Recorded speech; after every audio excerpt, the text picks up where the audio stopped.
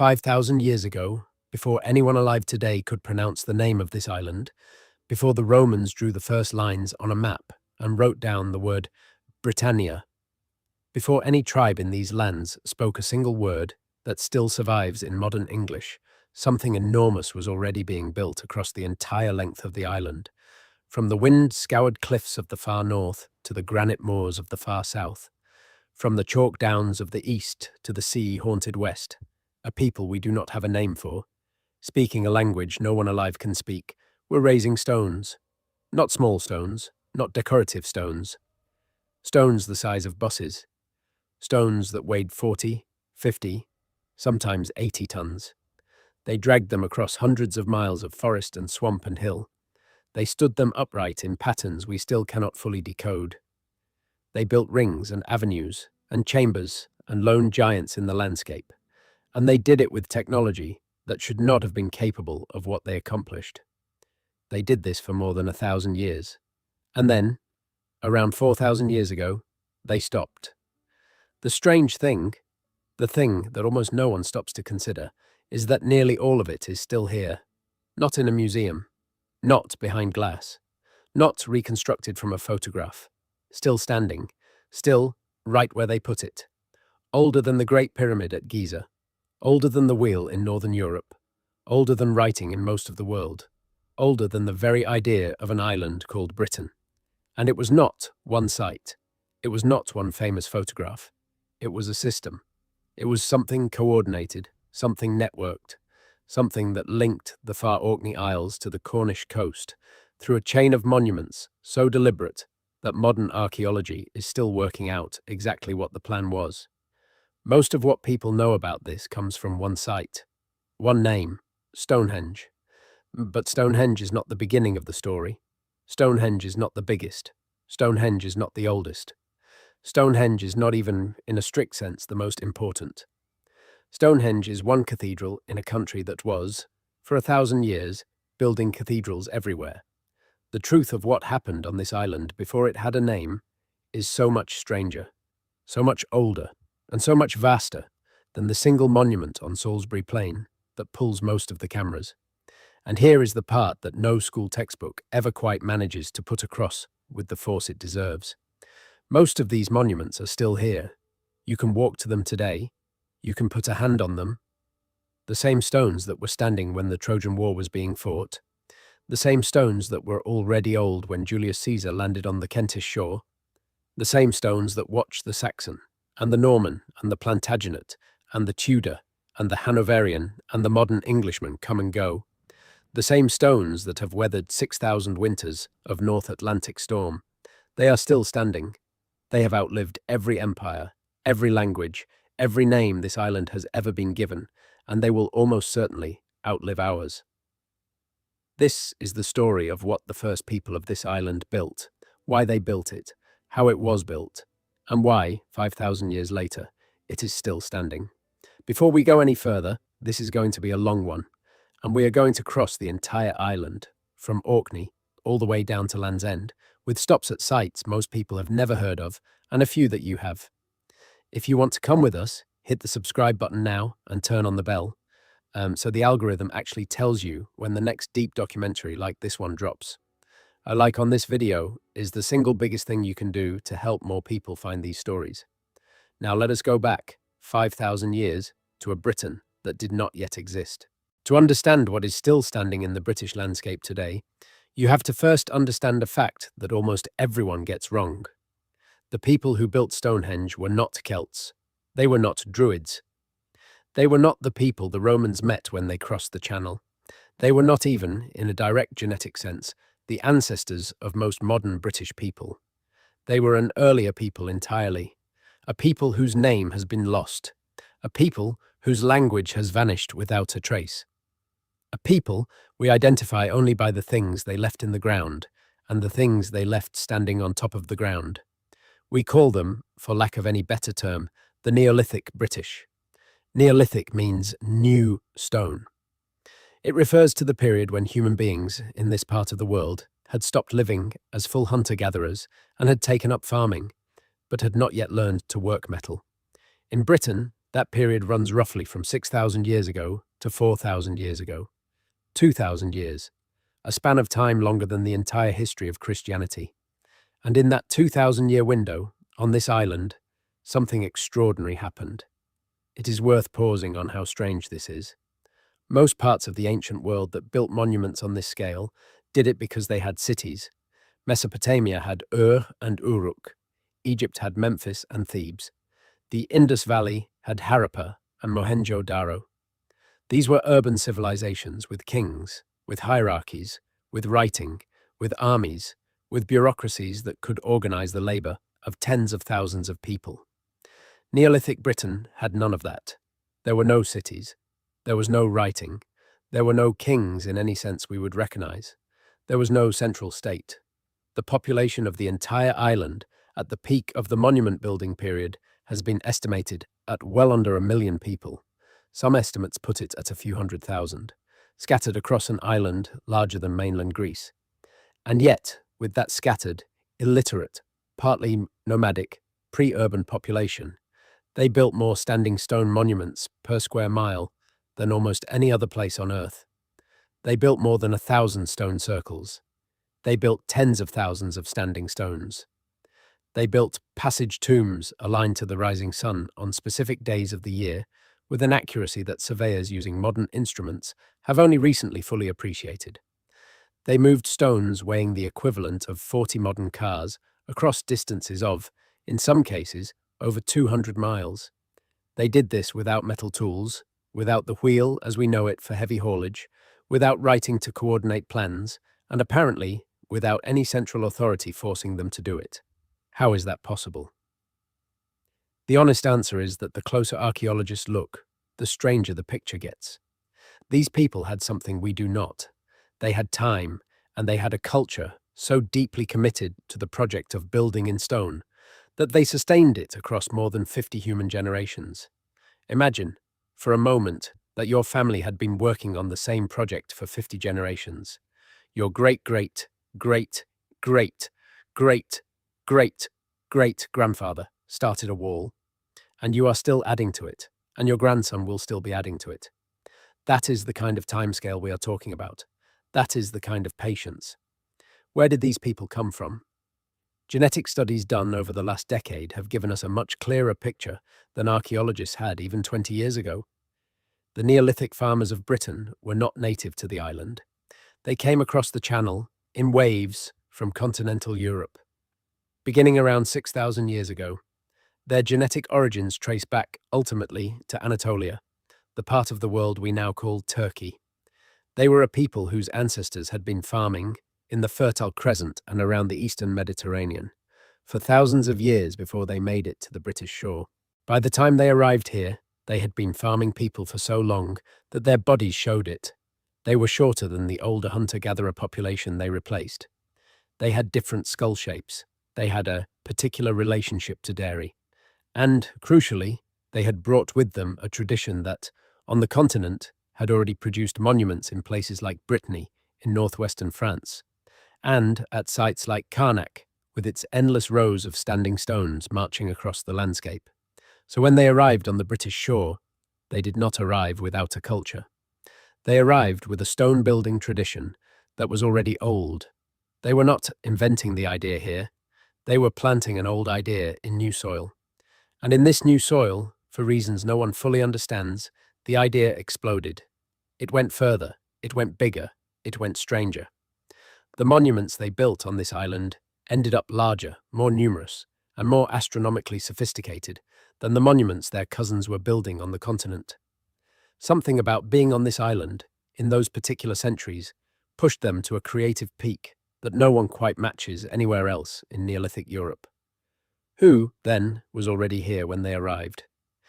Before the farmers came, this island had been inhabited for thousands of years by hunter-gatherers, Mesolithic people.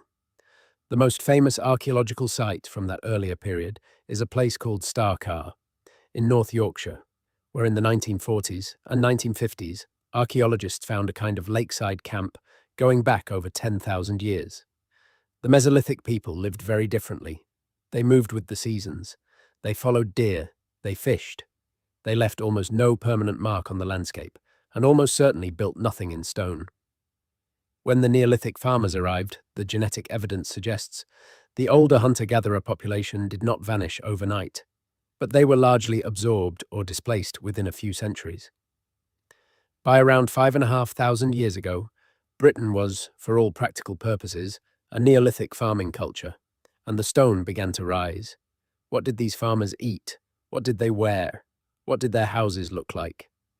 For most of the 20th century, the honest answer was, we did not really know. We had bones, we had pottery, we had stone tools, we had the monuments themselves, but we did not have settlements. We had no surviving Neolithic village in Britain that anyone could actually walk into and look at. The wooden houses they lived in had rotted away thousands of years ago. The fields they ploughed had been ploughed over by every later generation. And then, in the winter of 1850, a storm hit the Bay of Scale on the west coast of the largest of the Orkney Islands. The storm tore the grass off a dune called Scarabra. When the wind died and the local landowner came out to see what damage had been done, what he saw in the dune was not damage. It was a corner of a stone wall, not a wall from any building anyone living remembered. A wall built into the dune itself. He brought workers, they began to dig. And what came out of the dune was, by any reasonable standard, the discovery of the century, although it would take another 70 years for the world to fully understand what they had found. It was a village, a complete village, made of stone. Roofs gone, of course. Wooden parts long since rotted. But the walls of the houses, made of flat slabs of Orkney sandstone, were standing as if they had been left a week ago. Inside each house, also made of stone, because there were no trees on Orkney big enough to make wood furniture out of, was the furniture. Stone beds, stone shelves, stone dressers, the kind of thing you might keep your good plates on, except these were 5,000 years old. Stone hearths still showing where the fires had burned. Stone water tanks for keeping shellfish alive. The village had drains. The village had passageways between the houses that were roofed and covered so that the inhabitants could move from house to house without going outside in the Orkney weather, which is some of the harshest in Europe. That village is called Skara Brae. It is older than the pyramids. It was occupied for around 600 years, from around 5,200 years ago to around 4,500 years ago, and then abandoned, possibly because the climate cooled, possibly because the sand encroached, possibly for reasons we will never know. After the abandonment, sand covered it.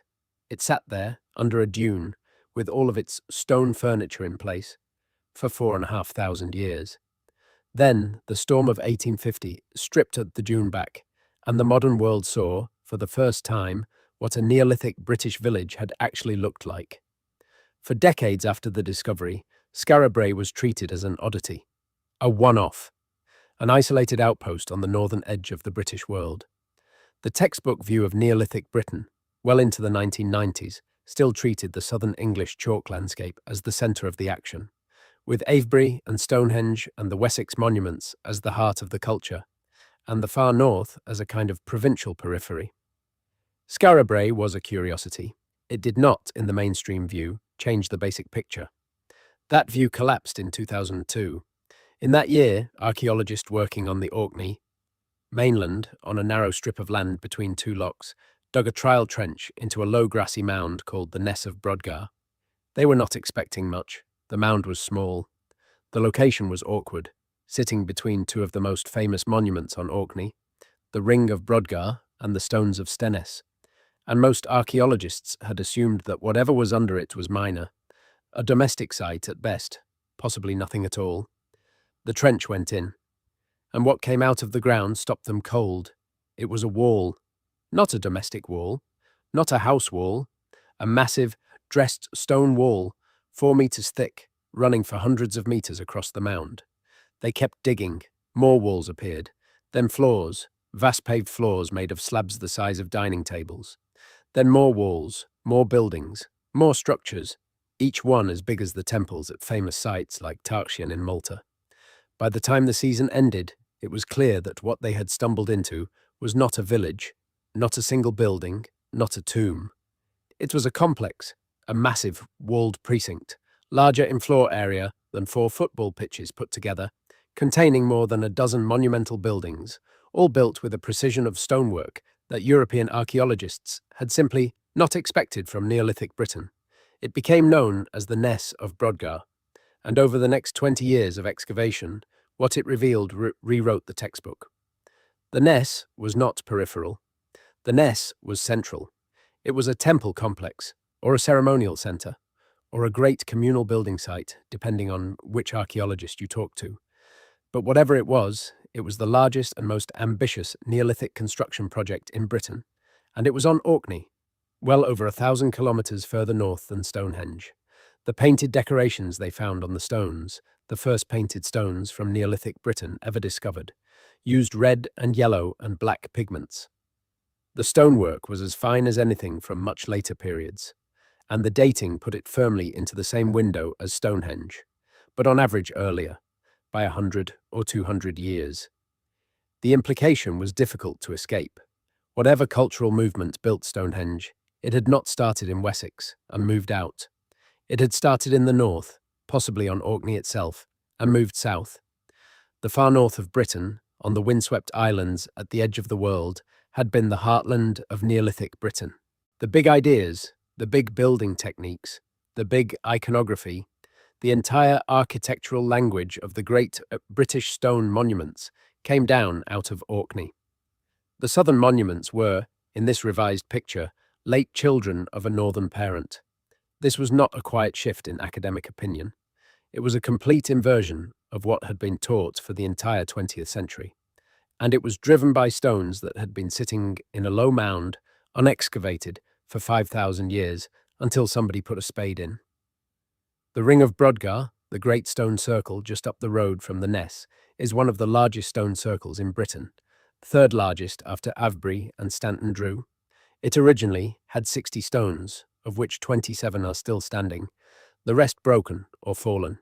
It is 104 metres across, a perfect circle, marked out with extraordinary geometric accuracy on flat heathland between the two Orkney locks.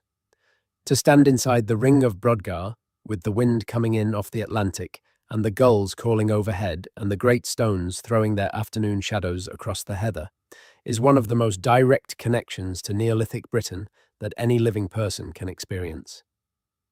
The grass you walk on covers a Neolithic surface. The stones you walk past were stood up by hands that, in a strictly genetic sense, no longer exist on this island, but they are still standing, and you can still walk among them. The stones of Stennis, just down the road, is older still. Stennis is one of the oldest stone circles in the British Isles, dated to around 5,300 years ago. It originally had 12 stones, of which only 4 still stand. But those 4 are enormous. The tallest is over 5 metres high, a flat slab of red sandstone standing alone against the Orkney sky. When the antiquarian Sir Walter Scott visited it in the early 19th century, he wrote about the stones as if they were the ruins of a lost civilization. He was not exaggerating by much. They were the ruins of a lost civilization. He just did not yet know how lost, or how old. And then, between the ring and the stones, sitting on the same narrow finger of land between the locks, is Maeshowe. From the outside, Maeshowe looks like a grassy hill, a low round mound. Inside, accessible through a long stone passage that you have to crouch to enter, is a chamber tomb that may be the single most architecturally sophisticated Neolithic building in Northern Europe. The chamber is square. The walls are built of stone slabs so perfectly fitted that you can run your hand across them and not feel a join. The corners of the chamber are reinforced with single standing stones, each over 3 metres tall. There are side chambers off the main room, each sealed in antiquity with a stone block that still sits beside its opening. And the passage that leads in is aligned with stunning precision on the setting sun of the winter solstice. For a few minutes, on a few evenings around the 21st of December each year, if the Orkney sky is clear, the light of the setting midwinter sun travels straight down the long stone passage of Maeshowe and falls onto the back wall of the chamber, exactly opposite the entrance. Whoever designed Maeshowe knew, with surveyor-level precision, where the sun would set on the shortest day of the year, and they built a stone building to catch it. They built that building 5,000 years ago. It still works. Every year, on a clear midwinter evening, the same light enters the same passage and falls on the same wall. This is one of the things that is genuinely hard to absorb about Neolithic Britain. These were not crude, primitive structures thrown up by people who did not know what they were doing. They were instruments. They were engineered objects. They were designed to do specific things on specific days of the year with specific astronomical events. And they were built by a culture without writing, without metal, without any of the institutions we associate with monumental architecture. Orkney holds more. There is the Nap of Howard on the small island of Papa Westray, an even older Neolithic farmhouse, possibly the oldest standing stone house in northern Europe, going back nearly 6,000 years. There are dozens of chambered cairns scattered across the islands, each one a small architectural masterpiece in its own right, with corbelled stone roofs that have held themselves up under their own weight for 50 centuries. There are single stones, paired stones, alignments, settlements, and ritual sites everywhere you look. The density of Neolithic monuments on Orkney is so high that, in places, you cannot walk a kilometre across the landscape without passing one. The land is saturated with them. It is a Neolithic landscape that has been farmed lightly enough, for long enough, that the monuments have survived where in more intensively farmed parts of Britain they have not. If Orkney was the heartland, the next great node of the system, almost 200 miles to the southwest, across some of the most dangerous water in the British Isles, sat on another island, the largest island of the Outer Hebrides, the island called Lewis. The Callanish Stones, or Callanaeus in the Gaelic, sit on a low ridge above Loch Rogue on the western side of Lewis, looking out across an expanse of bog and water and distant hills toward the Atlantic. They are unlike any other stone circle in Britain. The site is not a simple ring. It is a cross. There is a central ring of 13 stones, with a single tall pillar in the middle, almost 5 meters high, towering over the rest. From the ring, 4 stone avenues radiate outward in the rough form of a Celtic cross, laid flat on the ground, although this comparison did not exist when the stones were placed, because it was 3,000 years before there were any Celts and 4,000 years before any Christian crosses. The avenues do not align to the 4 points of the compass. They align to something else, to the lunar standstill. The lunar standstill is one of those astronomical events that has no equivalent in our ordinary calendar. The moon, like the sun, rises and sets at different points along the horizon, depending on the time of year. But unlike the sun, which has an annual cycle, the moon's cycle has a longer rhythm built into it. Once every 18.6 years, the moon reaches a maximum northern and southern range of rising and setting points, and then the range narrows again, and then widens in a slow 18.5-year wave. Modern astronomers know this. Modern astronomers have the equations and the software to work it out. The people who built Callanish around 5,000 years ago evidently knew it too, because the alignments at Callanish track this lunar cycle, with the southern avenue pointing directly at the position where the moon, at its most extreme southern standstill, rises only briefly above the southern hills before setting again. To verify the 18.5-year pattern, you would have to watch the moon for a generation. Whoever designed Callanish, or whoever the design was inherited from, had been watching the moon for generations. Callanish, like the Orkney monuments, did not exist alone.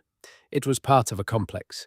There are at least 3 other smaller stone circles within easy walking distance of the main site, often called Callanish 2, 3, and 4, and possibly more out in the moor that have not yet been excavated. There are scattered standing stones, alignments, ruined cairns, and ceremonial features across the Lewis landscape, all of them dating from roughly the same window. The main circle is the most famous and the most photographed, but it was not alone. It was the centre of something larger. The peat that covers much of Lewis was for most of the last 2,000 years the great preserver and the great concealer of Callanish.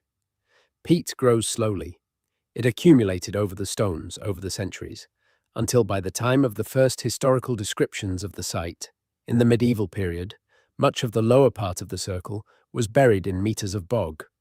The standing stones, even with the peat, were always visible, but the smaller features around them were hidden. It was only in 1857, when peat was stripped away from the site by the landowner, Sir James Matheson, that the full base of the monument was exposed. What had looked, for centuries, like a few dramatic upright stones in a peat wasteland was revealed to be the heart of a careful, complex geometric design. And in the middle of the cross, at the foot of the central pillar, was a small chambered tomb, built into the circle itself. Someone, at some point in the Neolithic, had been buried in the center of the design. The bones are gone. The tomb is open. But the structure is still there, where it was built, with the cross of stones radiating out around it under the Hebridean sky. You cannot understand Callanish on a sunny afternoon photograph. You have to understand that for most of the year, the western Lewis sky is grey, and the wind comes off the Atlantic without any obstacle for 3,000 miles, and the light, when it does come through the cloud, is the angled silver light that fishermen know. To stand at Callanish in the middle of a Hebridean winter, with the southern horizon just barely lit by the low arc of the midwinter sun, is to feel the design of the place. It is to feel why someone, 5,000 years ago, chose this particular ridge above this particular loch, and dragged the great pillar up from wherever they quarried it, and stood it up here, of all places. Because here, in this particular spot, the moon does something visible that it does almost nowhere else. The southern lunar standstill, at this latitude, brings the full moon skimming along the southern hills, riding the horizon for a few hours, before sinking again. Whoever built Callanish saw the moon do that, and decided that was worth marking with stone. The Outer Hebrides have other stone circles, not as famous, not as photographed, but enough of them that the islands form a kind of secondary archipelago of Neolithic monuments scattered down the chain. Together with Orkney and Shetland and the northern Scottish mainland, they make up what archaeologists have sometimes called the Atlantic facade of the British Neolithic, the long, cold sea-facing edge of the island where the monument-building tradition seems to have planted itself most thickly and stayed longest. The northern Scottish mainland, between the Hebrides and Orkney, is itself a country of stone monuments that almost nobody visits and almost nobody knows. The county of Caithness, in particular, on the far northeastern corner of the Scottish mainland, holds one of the densest concentrations of Neolithic chambered cairns in the British Isles. Campster Round and Campster Long, sitting on a windswept moor a few miles south of the village of Libster, are two of the best preserved Neolithic chambered tombs in Scotland. The Campster Long cairn is over 60 metres long, a great wedge of stone rubble on the moor, with two stone chambers built into its higher and broader end. The chambers, accessed through low passages that you have to crawl through, are intact, with their original corbelled stone roofs still in place after 5,000 years. Campster Round, beside it, is smaller and circular, with a single chamber. Both are accessible. You walk across a wooden boardwalk over the bog to reach them, and you can crawl in, and you are inside a building older than any pyramid. The chambered cairns of Caithness number in the dozens. They are scattered across the moors and the low coastal country, often in pairs, sometimes in small clusters. Most have never been excavated. They sit in heather, with the wind from the Pentland Firth coming off the sea, and they have sat there since before any name for this part of the world existed. Caithness also holds one of the strangest of all Scottish prehistoric monuments, the hill o' many stains at Midclith, on the moor above the small fishing town of Libster. The hill o' many stains is not a circle, it is a fan-shaped arrangement of more than 200 small standing stones set in rows, fanning out across the side of a low hill. The stones are small, none of them is over a metre tall. The pattern they make is precise. The rows curve. The whole arrangement is laid out in a way that has, for over a century, suggested to astronomers that the site was a complex lunar observatory, with the various rows recording the rising and setting positions of the moon at different phases of its long cycle. The hypothesis is debated. The setting is, on any reading, extraordinary. 200 and more small stones, set out in a careful fan, on a Caithness hillside, by people who walked away 4,000 years ago and never came back.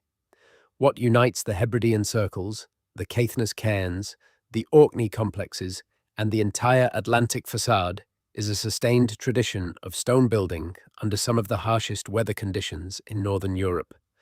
The wind, the salt, the cold, the rain, none of it stopped at the construction. If anything, the difficulty of the climate may have been part of the point. To build in stone, in Caithness, in Orkney, in Lewis, was to build something that the weather could not take down. That was the test. The buildings have passed it. They are still there. From the Hebrides, if you follow the stone trail down the western side of Britain, you come, after a long passage past the inner Hebrides and the Argyll coast and the islands of the Firth of Clyde, to the great lakeland of Cumbria. And in Cumbria, on a low plateau ringed by some of the most dramatic mountain scenery in England, sits one of the finest stone circles in Britain, a circle that in its way is more beautiful than Stonehenge, because it has been left alone. The circle is called Castlerig. Castlerig sits on a flat shelf above the town of Keswick, in the heart of the Lake District. To get to it, you walk up a hill, through a gate, and out onto an open field of cropped grass with views of the high fells in every direction. Skiddaw rises to the north, with its long grey ridge, Helvellyn to the south, Blencathra to the east. And in the middle of this amphitheatre of mountains, on a flat circle of grass, stand 38 stones arranged in a slightly oval ring about 100 feet across. Castlerig is one of the oldest stone circles in Britain, dated to around 5,000 years ago, putting it within a few centuries of Stennis on Orkney, and significantly older than the famous arrangement at Stonehenge. The stones are not enormous. The tallest is about 2.5 meters, but they are perfectly weathered, perfectly placed, and they sit in a landscape that has barely been touched since the day they were stood up. No buildings around them, no motorway, no fence too close. Just the circle, and the field, and the mountains. Inside the main ring at Castlerig there is a smaller rectangular setting of stones, a feature that is almost unique to this circle. Nobody is entirely sure what the rectangle was for. There are theories: a burial, a platform, a focal point for some ceremony, whose details we will never know. The rectangle has, like the rest of the circle, never been excavated to the standard that would resolve the question. Castlerig has been left, by and large, the way it was found. That is part of its quiet power. You walk through a gate and you stand among stones that almost no living human has rearranged. Cumbria has more than one circle. The Lake District and the surrounding country are dense with Neolithic monuments. There is Swinside, a perfectly circular ring of 55 stones, hidden in a remote valley in the south of the county, called by some the bonniest stone circle in England, although the title is contested. There is Long Meg and her daughters, near Penrith, which is one of the largest stone circles in Britain, with 69 stones in a great oval, and a single tall outlier called Long Meg, a red sandstone pillar over 3.5 meters high, standing some distance from the main ring. Long Meg herself is carved. Her flat face, the one that turns toward the circle, bears spirals and concentric circles and cup marks pecked into the stone with another stone, the only carved megalith in the centre of England, and one of the few certain examples of Neolithic rock art in the British Isles outside the chambered tombs. The carvings on Long Meg are very old. They are very weathered. You have to look at her at the right angle of light, often in the late afternoon when the sun comes in, low across the field to see them clearly. But they are there. Whoever stood Long Meg up did not just stand her up. They marked her. They put symbols on her face. The same kind of spirals and ring marks appear on the inner stones of Maeshowe on Orkney, and on the stones inside the Great Irish Passage, tombs at Newgrange and Noath across the sea, and on stones at Bryn Celyn in Wales, and on dozens of outcrops and boulders scattered across the northern British uplands. There was a symbolic language. There was a kind of writing, if you want to call it that, although nobody can read it. It was used across the Neolithic British world, from one end of the island to the other, and it was used on stone. The other thing to understand about Cumbria is that it was, for the Neolithic British, one of the great industrial centres of the island. Not because of stone circles, although those are the visible part, Because of axes. High on the fells of Cumbria, on a knife edge of rock high above the valleys, the Neolithic farmers of Britain were mining a particular kind of green stone, a fine-grained volcanic rock called tuff, that they shaped into polished stone axes. These axes were valued. They were traded the length of the island and beyond. Cumbrian axes have been found at Neolithic sites in southern England, in Ireland, in continental Europe. They were a kind of currency, a kind of prestige good that connected the entire British Neolithic world through a network of trade and gift exchange. That is the second thing about Neolithic Britain that surprises most people. It was connected. People did move. Goods did move. Stones, in some cases, moved hundreds of miles. The idea of these people as an isolated, parochial, sitting in their fields and never seeing the next valley, is wrong. They were a long-range society. They were in contact with Ireland and with Brittany, and probably with the Iberian Peninsula. The stone circle tradition itself was not invented in Britain. It was, as we have seen, brought from the continent. But once it took root, it spread up and down the island along the same routes that the axes travelled. There is a question that has bothered archaeologists for a long time. Why did these particular people, in this particular place, build so much more in stone than their cousins on the continent? The continental Neolithic produced great monuments at Karnak and elsewhere, but it also produced cities, eventually, and walled towns, and a more conventional kind of civilization. Britain produced almost nothing else.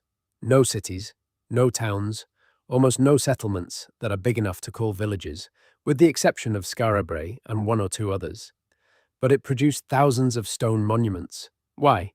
One answer that some archaeologists have proposed has to do with the isolation of the island and the limited resources available. There were no great rivers like the Tigris or the Nile to feed urban populations. The growing season was short. The climate was wet. The land could support farming, but only in dispersed, scattered communities. People lived in small family groups across the landscape. They could not concentrate in cities, because there was not enough food in any one spot to support a city. But they could come together, periodically, in great numbers, at fixed places in the landscape, for ceremonies. And those ceremonies, those gatherings, were what the monuments were for. The stone circles were not temples for a priestly caste.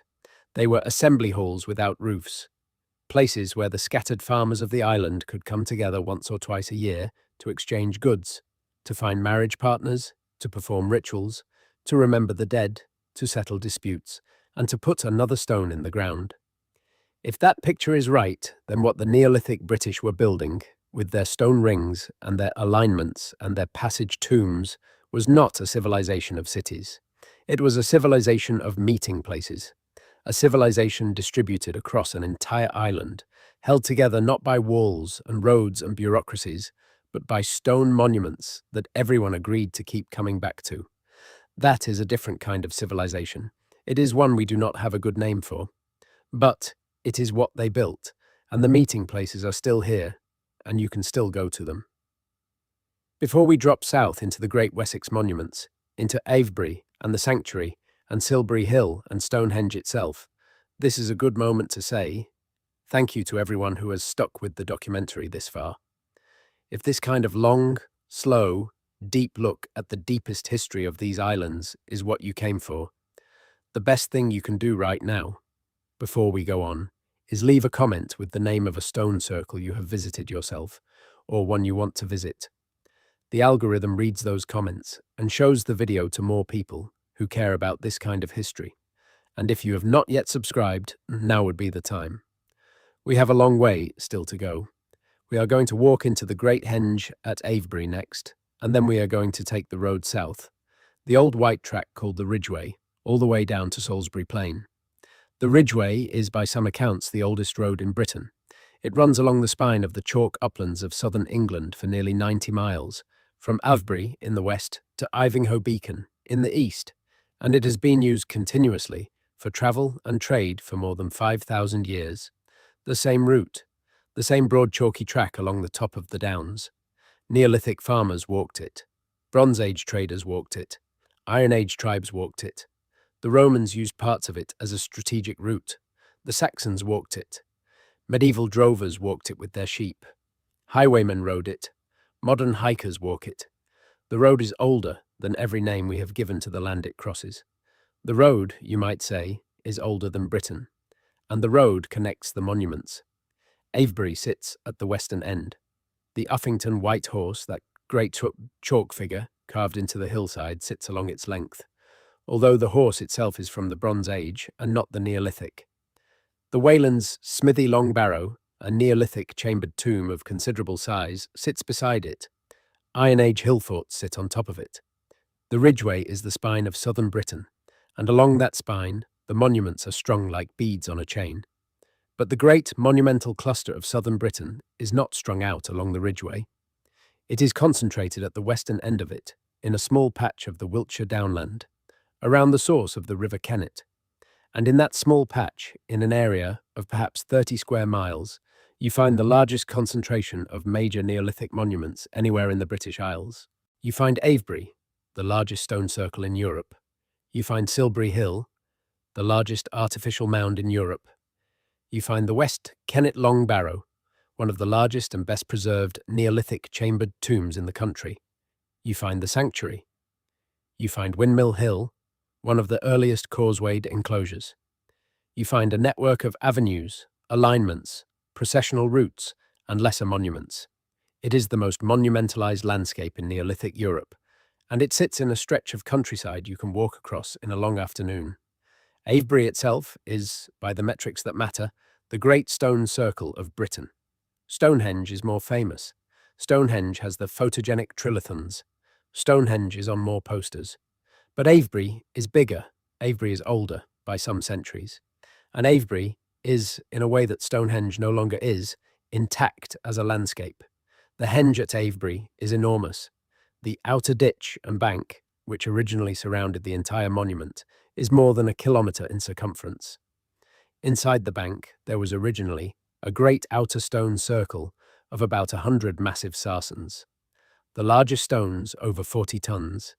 Inside that great circle, there were two further smaller stone circles, each impressive in its own right. Between them was a central feature called the Cove, 3 of the largest stones on the site, set in a U-shape facing the rising sun on a particular astronomical alignment. Avenues of paired stones, originally over 100 stones on each side, led out from the henge to other ceremonial sites a mile or more away. The total enclosed area of the henge is over 20 acres. A village fits inside it.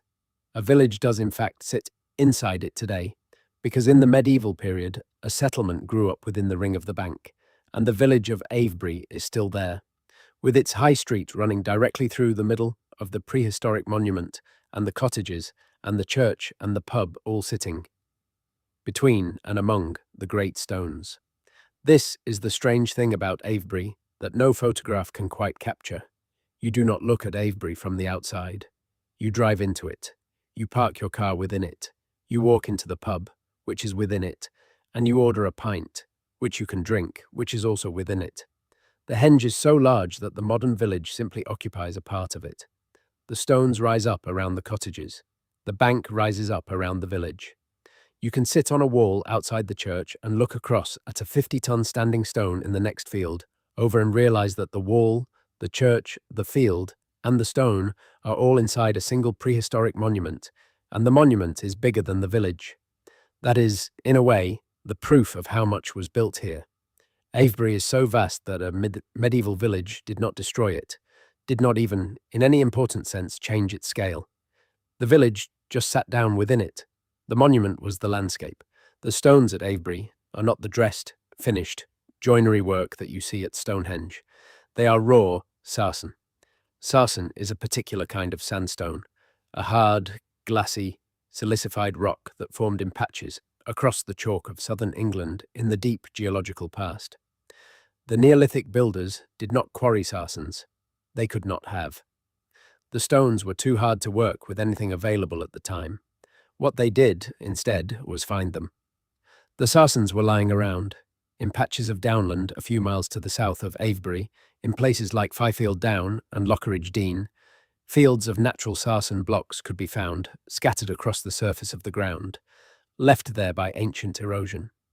The Neolithic builders went out and gathered them. They chose the ones they wanted. They picked the largest, the most striking, the ones with interesting shapes, and they dragged them, by some combination of wooden rollers and rope and large numbers of human bodies, several miles across the downs to the henge. How many bodies? Modern reconstructions have estimated that the largest sarsens at Avebury, weighing up to 40 tons or more, would have required between 200 and 400 people to drag, depending on the route, the season, and the surface. The work would have taken weeks, and it would have had to be done in some kind of organized, sustained way, over years, possibly over generations, as the monument grew. There were no kings ordering this work. There were no slaves doing it. There were, as best we can tell, only farmers. Farmers who, in the slack seasons of the agricultural year, came together at the great gathering places and put in their hours of labor. Why they did this is, in the end, the deepest question of the whole story. We do not know. We will probably never know. The best guesses are that the work was its own purpose, that the act of moving the stone, of putting the stone in the ground, of being part of something that would still be there in 200 years and 2,000 years, was a form of community, a form of religion, a form of identity, a form of memory. The monument was, in some sense, what they were. To build the monument was to be the people who built the monument. When they stopped building, around 4,000 years ago, they stopped being whatever they had been. The stones at Avebury have not had an easy 4,000 years. Many of them, perhaps the majority, are not there anymore.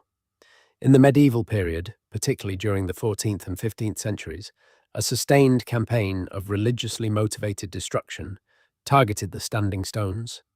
The stones were seen, in the medieval Christian view, as pagan idols, as the devil's work, as features of the landscape that ought not to be there. Locals, often with the encouragement of clergy, dug pits beside the stones, undermined them, toppled them, and buried them. A medieval barber surgeon who was helping to bury one of the stones at Avebury was crushed when the stone shifted in its pit and fell on him. His skeleton was found, in the 20th century, beneath the stone, with a coin and a pair of scissors and a lancet in his clothes. He had been pinned under the stone for around 600 years. The destruction at Avebury continued in the 18th century, when local farmers, looking for building stone to use in their cottages and walls, took to breaking up the great sarsens with fire and cold water. The technique was simple and brutal. A great fire was built beside a fallen stone. When the stone was hot, cold water was thrown on it. The thermal shock cracked the stone. The fragments were carted away and used for building. Many of the cottages and walls in the village of Avebury are even today built of fragments of broken sarsen taken from the henge. What saved Avebury, in the end, was an antiquarian named William Stukeley.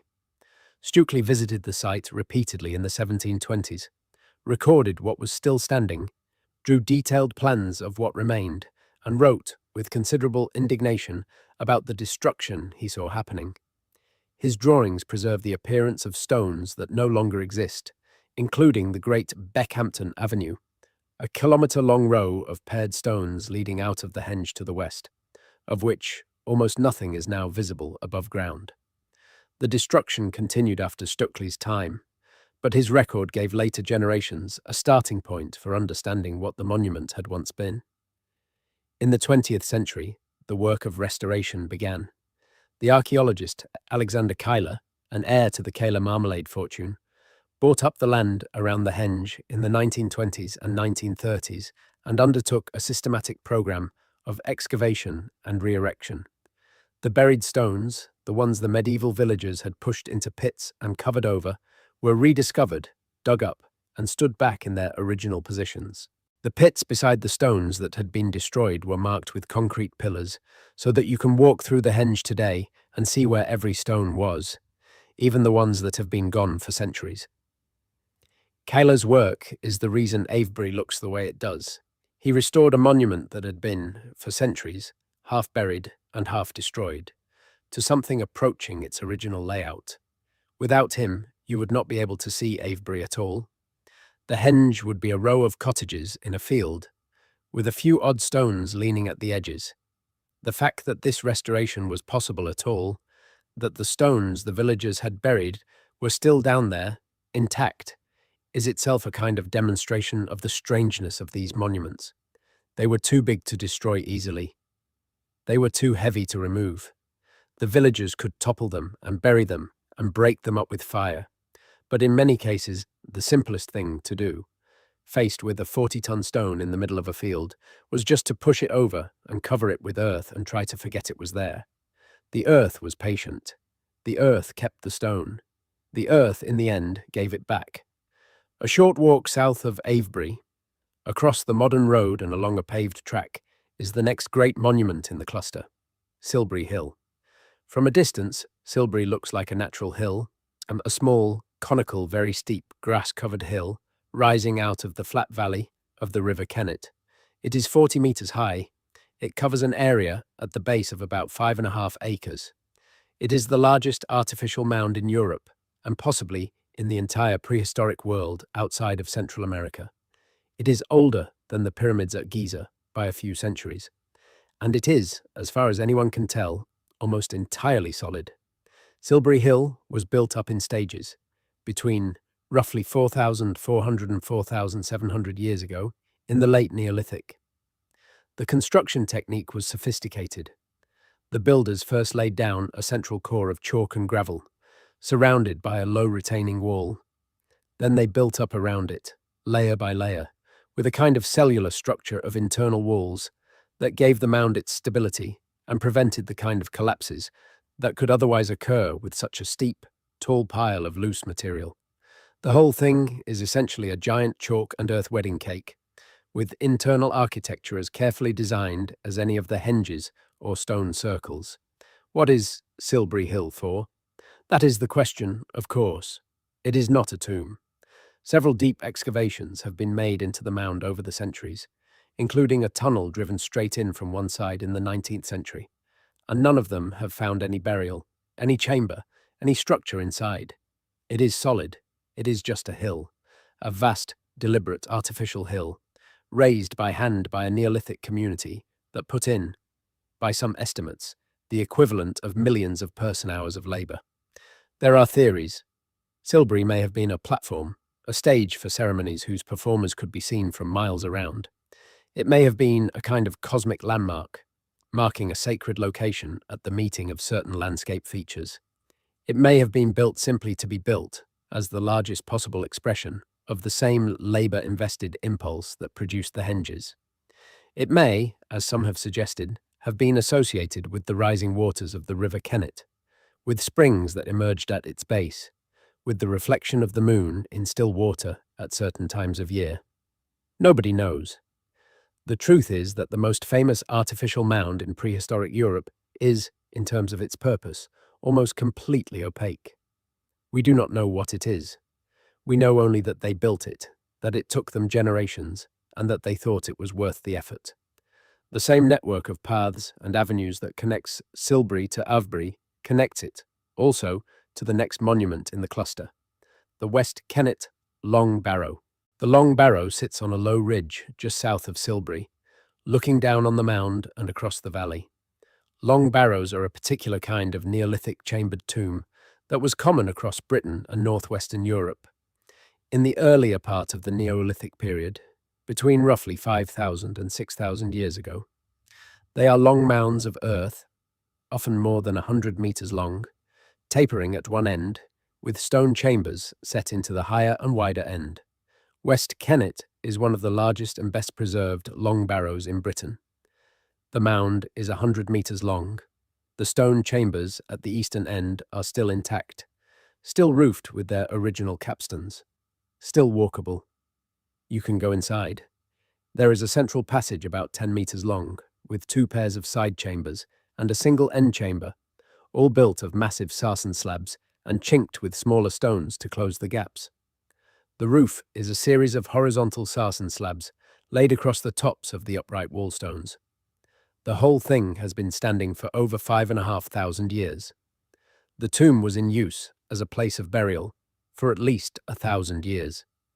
The bones of more than 40 individuals were eventually deposited in the chambers, men, women, and children of all ages. Their remains often disarranged and rearranged over generations, as new burials were added and old ones were moved aside. Around 4,000 years ago, the chambers were filled in. The entrances were blocked with large stones. The tomb was, in effect, closed and sealed. It then stood sealed for another 4,500 years until antiquarians and archaeologists in the 19th and 20th centuries reopened it. To walk into the West Kennet Long Barrow today is to walk into a building constructed before the wheel reached northern Europe. The interior is dim, lit only by the daylight that comes through the entrance. The stones overhead are massive. The chambers are small enough that 2 or 3 people fill them. There is no sound. The air is cool. You are inside a 5,500-year-old building, and the building is doing exactly what it was built to do. Across the valley from West Kennet, on a ridge in the opposite direction, is another monument that once stood and is now largely vanished. The Sanctuary. The sanctuary was, in its day, a small but complex structure of concentric rings of timber posts and standing stones, probably with a roof at some stages of its life, that sat at the end of the West Kennet Avenue. The avenue itself ran from the henge at Avebury, more than 2 kilometres south, to the sanctuary, in a winding double row of paired stones. Many of the avenue stones are still standing, restored by Kayla in the 1930s, and you can walk the length of the avenue and end up where the sanctuary once stood. The sanctuary itself, however, was almost completely destroyed in the 18th century, when the stones were broken up by farmers. Only the buried post holes and stone holes are now visible, marked on the ground with concrete pillars. What was the sanctuary for? Best guess, again, is that it was a focal point of ceremony, a small roofed structure at the end of a long ceremonial route, perhaps where particular rituals took place that the larger henge could not house, or perhaps where the dead were prepared before being taken to their tombs. The bones found near it suggest some kind of mortuary function. The structure was rebuilt multiple times, with successive rings of posts and stones over centuries. It was important enough to maintain, but its specifics, like so much in Neolithic Britain, are gone. This is the Great Wessex monumental landscape. Avebury and Silbury and West Kennet and the Sanctuary and Windmill Hill and the avenues and the henges and the long barrows, all packed into a few square miles of chalk downland. And it is, in a sense, only the warm-up. Because 30 kilometres to the south of Avebury, across the plain, sits the most famous prehistoric monument in the world, Stonehenge. There is no way to do Stonehenge justice in a short telling. It is the single most studied monument in British prehistory, possibly in world prehistory. There are libraries written about it. There are theories piled on theories. But there are a few things, the central things, that anyone trying to understand what is still standing on the chalk of Salisbury Plain needs to know. Stonehenge is not a single monument. Stonehenge is a sequence of monuments, built and rebuilt on the same spot over a period of around 1,500 years, from roughly 5,000 years ago to roughly 3,500 years ago. The famous stones, the great trilithons of sarsen, and the inner ring of bluestones are the late phase of a long evolution. Before there were any stones at Stonehenge, there was already a monument there, a circular earthwork, a bank and a ditch, with timber posts inside, and a row of pits around the edge, known as the Aubrey Holes, after the antiquarian John Aubrey, who first noted them in the 17th century. That first phase, the early Stonehenge, dates from around 5,000 years ago, the same period as Stennis, the same period as Castlerig, the same period as the great chambered tombs of Orkney. It was contemporary with the very oldest phase of the great Neolithic monument building. For some centuries, the early Stonehenge stood as an earthwork with timber inside it. Then, around 4,500 years ago, something extraordinary happened. The famous bluestones arrived. The bluestones at Stonehenge are smaller than the great sarsens. They are typically about 2 meters tall, less than half the height of the largest sarsens, and they are made of a different kind of rock entirely. They are dolerite and rhyolite, igneous rocks that look bluish when freshly broken, hence the name. And they do not come from anywhere near Salisbury Plain. They come from the Preseli Hills in southwestern Wales, more than 240 kilometres to the west. How the bluestones were moved is one of the long-running mysteries of British prehistory. There have been theories about glacial transport, about water routes, about overland dragging. Geological work over the last few decades has pinned down the source of the stones with great precision. They came from specific outcrops in the Preseli Range, including a quarry site at Craigros I Felin, where the actual extraction tools and quarry working from the Neolithic period have been excavated. So we know where they were quarried, we just do not know, with certainty, how they were moved. The most likely answer, based on the current weight of evidence, is that they were moved by people, dragged on wooden sledges, possibly with the help of greased timbers as rollers, along some combination of land and river routes, by relays of large work parties, over weeks and probably months for each stone. There are about 80 bluestones at Stonehenge. Each one weighs between 2 and 4 tons. The total mass of bluestone that was moved from Wales to Wiltshire is, conservatively, around 200 tons. The journey, by the most likely route, is at least 240 kilometres each way. The labour involved is hard to overstate. The arrival of the bluestones marks the moment when Stonehenge became Stonehenge. The earlier monument had been local. The bluestone phase made it national. People had reached into the heart of Wales, into a particular hill in a particular landscape, and chosen the stones from that hill, and dragged them across an entire region to plant them on Salisbury Plain. This was not local building. This was a project on a scale that the British Neolithic had not previously attempted, and the Preseli source is not random. The Preseli Hills had themselves been a sacred landscape in the early Neolithic, with stone circles and burial chambers of their own. Whoever ordered the bluestones moved was not just moving rocks. They were moving the sanctity of one place into another. They were attaching the spiritual weight of Wales to the chalk of Wessex. The Saracens came later. Around 4,500 years ago, give or take, the great Saracens that make Stonehenge instantly recognisable were brought to the site from the same Marlborough Downs that provided the stones for Avebury, around 30 kilometres to the north. These were stones of a different order of magnitude. The largest Saracens at Stonehenge weigh around 25 to 30 tons. Some of the trilithon uprights are nearly 10 metres long, with around 2.5 metres buried below ground to anchor them.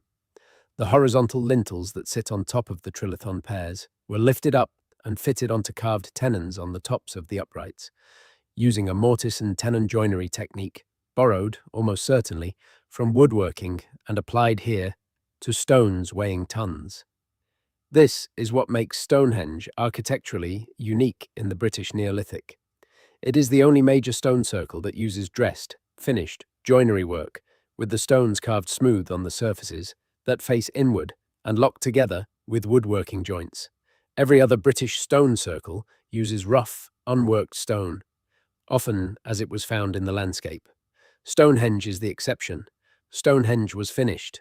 Stonehenge was, in effect, a piece of architecture in our modern sense, designed and shaped to a plan, with the same standards of precision that a master carpenter would apply to a wooden building. Why this exception? Why was Stonehenge alone treated this way? The best guess is that Stonehenge was, at the height of its development, the great pan-British monument, the most important single ceremonial centre on the island, the place where the most labour, the most skill, the most material was concentrated. If there was ever anything like a sacred capital of Neolithic Britain, in the period from around 4,500 to 4,000 years ago, it was probably Stonehenge. And Stonehenge is, like Machaut and Newgrange and so many others, an astronomical instrument. The principal axis of the monument, the line that runs from the centre of the great Trilithon horseshoe through the so-called slaughter stone and out along the avenue, is aligned with very high precision on two astronomical events. Looking outward along the avenue, on the morning of the summer solstice, the sun rises directly over the heelstone, the single great sarsen that stands outside the main ring. Looking inward from the heelstone, back through the rings on the evening of the winter solstice, the sun sets directly into the centre of the monument. The axis is bidirectional. It catches both the longest day and the shortest.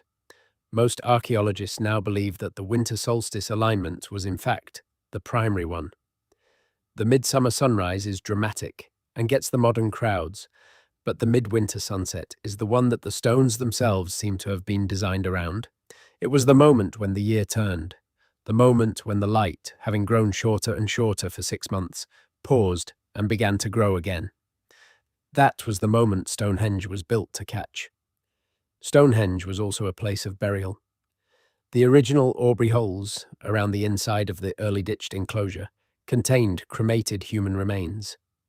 Modern excavations have recovered fragments of cremated bone from these holes, dated to the earliest phase of the monument. More than 50 individuals are represented in the recovered remains. They were placed at Stonehenge in the first phase of its life, when it was still just a circle of pits inside a ditched bank. The site was, from the very beginning, a place of the dead as well as a place of the living. The astronomical alignment, the gathering, the burial, the standing stones were all aspects of a single monument that did many things at once. And around Stonehenge, the wider landscape, the same as around Avebury, is dense with related monuments. There is the Stonehenge Avenue, a pair of parallel banks and ditches that runs for nearly 3 kilometres from the River Avon to the entrance of the monument, defining a processional approach. There are dozens of round barrows, the round burial mounds of the early Bronze Age that cluster around Stonehenge in their hundreds, marking the importance of the monument to the people who came after the Neolithic builders themselves. There are causewayed enclosures, like the one at Robin Hood's Ball, just to the north. There are cursus monuments, vast linear enclosures that may have been ceremonial racecourses or processional ways. The Stonehenge cursus, one of the largest, runs east to west for nearly 3 kilometres, just north of the famous stones, and is older than the stone phase of Stonehenge itself by several hundred years. Nobody knows what cursuses were for. They are among the most mysterious of all Neolithic monument types, but there are dozens of them across Britain, and the Stonehenge cursus is the most accessible and one of the largest. And then there is Durrington Walls. 3 kilometres northeast of Stonehenge, on a low ridge above the River Avon, sits the largest henge in the British Isles. Durrington Walls is more than 500 metres across. The ditch and bank are now barely visible above ground, mostly slighted by centuries of ploughing, but excavations have shown that the henge was once enormous, and that inside its walls, in the late Neolithic, stood a settlement of considerable size, possibly the largest Neolithic settlement ever discovered in Britain. The excavations have uncovered the floors of dozens of small houses, packed close together inside the henge, with hearths and middens and the bones of slaughtered animals. The current interpretation is that Durrington Walls was the place where the people who built Stonehenge lived, at least for parts of the year. The houses are small, the middens are vast. The animal bones suggest enormous feasts, with thousands of pigs slaughtered and consumed, the meat eaten quickly and the bones discarded. Durrington was the kitchen and the camp. Stonehenge was the temple. The two sites are linked in modern interpretations as the warm side and the cold side of a single complex, the side of the living and the side of the dead, joined by the River Avon and by the avenues that ran from one to the other. Inside Durrington Walls, in a particularly well-preserved area excavated in the early 21st century, archaeologists also found something that confirmed an old theory. The remains of a great timber circle, a circle of massive wooden posts, the same size as the sarsens at Stonehenge, set in the ground in a ring inside the henge. This was the famous Woodhenge, although Woodhenge is, strictly, a separate but very similar timber circle just outside Durrington Walls itself. The two timber structures, together with Stonehenge and the avenue between them, form a single integrated monumental complex. Wood for the living, stone for the dead. Wood for the warm half of the year, when the feasts took place. Stone for the cold half, when the dark winter ceremonies marked the turning of the sun. The whole landscape was a working religious machine, and you can walk through it today, and most of the major elements are still there.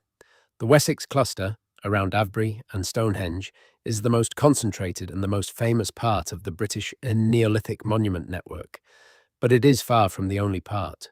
To understand the scale of what was built across the island, you have to take the trail west, into Wales, and then south into the granite country of Cornwall and Devon. Wales has its own deep Neolithic tradition. The great chambered tombs of North Wales, in particular on the island of Anglesey, are among the finest in Britain. Bryn Celli Du, which means the mound in the dark grove in Welsh, sits in farmland on Anglesey and is one of the great passage tombs of the British Neolithic. The site started around 5,000 years ago as a stone circle and ditched henge. A few centuries later, the circle was demolished and a passage tomb was built directly over it. The interior chamber is six-sided, with a single carved stone pillar standing in the middle of the chamber, possibly representing some kind of cult figure. The roof is corbelled. The passage that leads in is aligned with the same precision as at Maeshowe and at Newgrange across the Irish Sea, on the rising sun of the summer solstice. On the morning of the longest day of the year, when the weather allows, the light of the rising sun travels straight down the passage and illuminates the carved stone in the chamber. 5,000 years on, the alignment still works.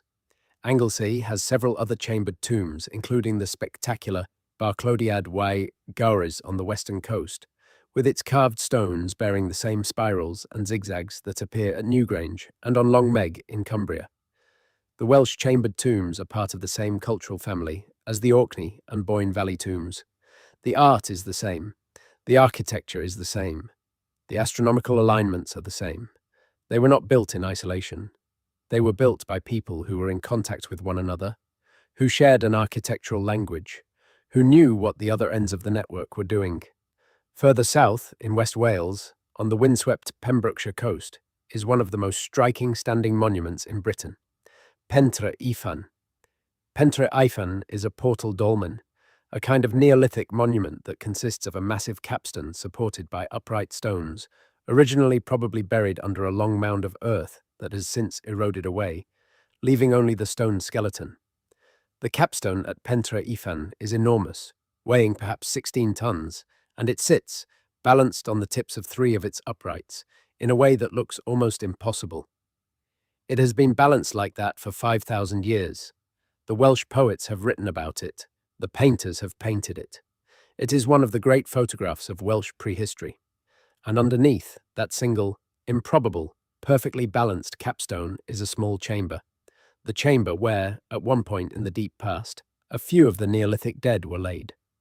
The Presely Hills, the source of the Stonehenge bluestones, lie just a few miles from Pentre Ifan. The same landscape that produced the great Welsh chambered tombs produced the stones that ended up on Salisbury Plain. The connection between the Welsh Neolithic and the English Neolithic was direct, physical, and central to the entire monument building tradition. And then you keep going south, across the Bristol Channel, into Devon and Cornwall, into the granite country. The granite country of the British far southwest has its own monumental tradition, related to but distinct from the rest of the British Neolithic. The dominant monument type here is not the Great Henge or the Long Barrow. It is the stone row and the small stone circle. Cornwall and the Devon moors are dotted with these. Some of them are famous, most of them are not. They sit in the heather, on the high open ground above the rivers, where the granite tors break out of the earth and the wind never stops. The Hurlers, on Bodmin Moor, is a triple stone circle, 3 rings in a line, each containing originally between 20 and 30 stones. The local legend, told for centuries, is that the stones are men, turned into stone for playing the game of hurling on a Sunday. The legend is medieval. The stones are 5,000 years old. Whoever set them up did so in 3 rings, deliberately aligned on a flat shoulder of moorland with views across the bleak Bodmin landscape.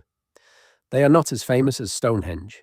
They have never been on a poster, but they have been standing since before the pyramids, and the wind comes through them the same way it has for 50 centuries. The Merry Maidens, near Penzance in the far west of Cornwall, is a perfect circle of 19 stones, said in folklore to be the petrified bodies of maidens who danced on a Sunday. The same theme, the same Christian medieval gloss on a much older pagan reality. The Merry Maidens sits in a field with views toward the sea. Nearby are two single tall stones called the pipers, which the folklore says are the musicians who played for the maidens, similarly punished. The circle is small, it is beautifully proportioned. It is one of the most accessible and well-preserved stone circles in Cornwall. Boscawen, also in West Cornwall, is older still. A circle of 19 stones with a single tall leaning pillar in the centre. The centre stone leans dramatically, at perhaps a 30-degree angle from the vertical, and there has been an ongoing debate for centuries about whether it was always leaning, or whether it was originally upright and has since settled, or whether it was placed leaning on purpose, perhaps to point at something on the horizon. Whatever the answer, the leaning stone is striking, and the circle around it is one of the finest in the southwest. And then there is Men and Toll. Men and Toll means the stone with the hole, in Cornish. It is a small monument, just 3 stones, set in a tiny clearing on the open moor north of Penzance. 2 upright stones flank a third stone that is set on its edge, with a circular hole carved through the middle of it. The hole is about half a metre across. Folklore for centuries has said that crawling through the hole has healing power, particularly for children with rickets and for women hoping to conceive. The folklore is medieval. The stone is Neolithic. Whoever bored the hole through that stone did so for reasons that have nothing to do with the medieval folk medicine that later attached itself to the site. The hole may have been astronomical, framing a particular sunrise or moonrise as seen through it. It may have been ritual. It may have been a passage marker. The Cornish farmers who passed it down through generations made up their own meanings for it. The original meaning is gone.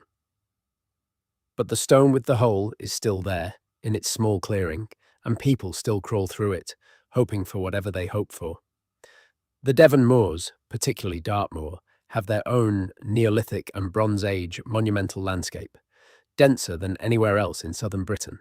Dartmoor has more stone rows than the rest of England put together. The longest, at Staldown, runs for over 3 kilometres across the moor, a single line of small stones set into the peat that disappears over the horizon. Whoever set up these rows did so with patience and care. The stones are not large. Most are no more than a metre tall, but they were placed deliberately in a line that runs for kilometres, and they have been sitting in the peat for 4,000 years or more. And they are still there. Why stone rows?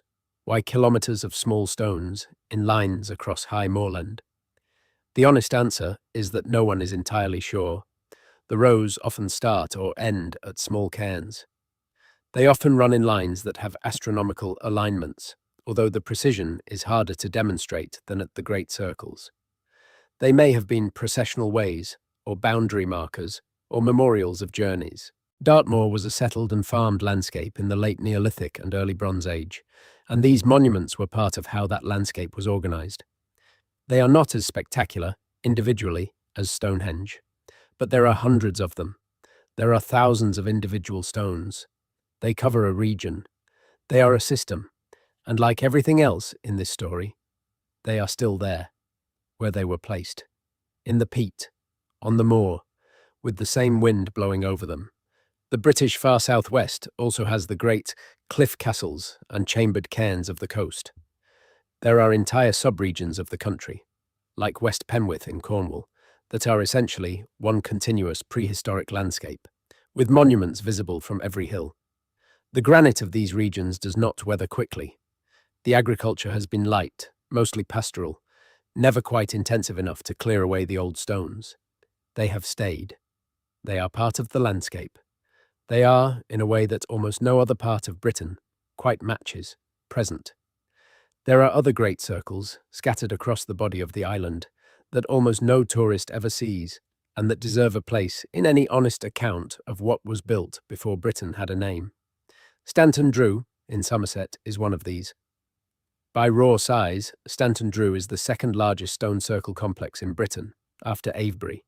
It sits in fields beside a small village, just a few miles south of Bristol, and yet most British people, including most who think they know the country, have never heard of it. The Great Circle at Stanton Drew is over 100 metres across. There are 3 stone circles at the site, not just one. with the largest containing 27 surviving stones. Several of them still standing, the rest fallen. There is a stone cove just beside the local pub. 3 large stones set in a U-shape, the same kind of arrangement that once stood at the centre of Avebury. There are avenues, partly destroyed but still partly visible, that lead from the circles toward the River Chew.